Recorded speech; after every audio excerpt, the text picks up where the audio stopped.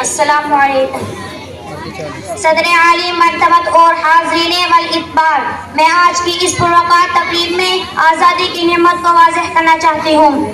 جناب والا، آزادی ایک عظیم ترین نعمت ہے اور عام انسانیت کے لیے قدرت کا سب سے بڑا انعام ہے۔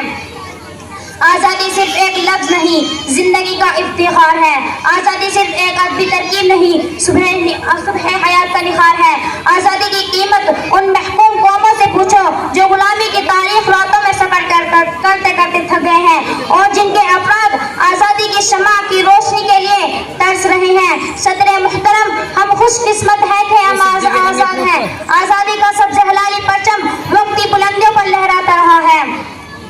تاریخ شاہد ہے کہ نعمت جتنی عظیم ہوگی اس کو حاصل کرنے کے لیے اتنی ہی بڑی قربانی دینی پڑے گی۔ اور پھر آزادی کی نعمت کے بارے میں آزادی اپنا فیصلہ یوں سناتے ہیں کہ خود بخود ٹوٹ کر گرتی نہیں زنجیریں کبھی، خود بخود ٹوٹ کر گرتی نہیں زنجیریں کبھی، بدلی جاتی ہیں بدلتی نہیں تقدیریں کبھی۔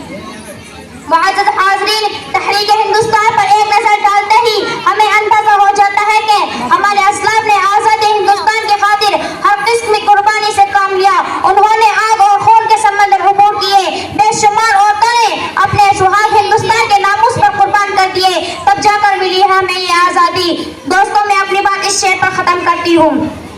آزادی بہار زیست کا سامان ہے، عشق میری جان، آزادی میرا ایمان ہے۔ عشق پر کر دوں فدا میں اپنی ساری زندگی اور آزادی پہ میرا عشق بھی قربان ہے۔ وما علینا الا البلاغ۔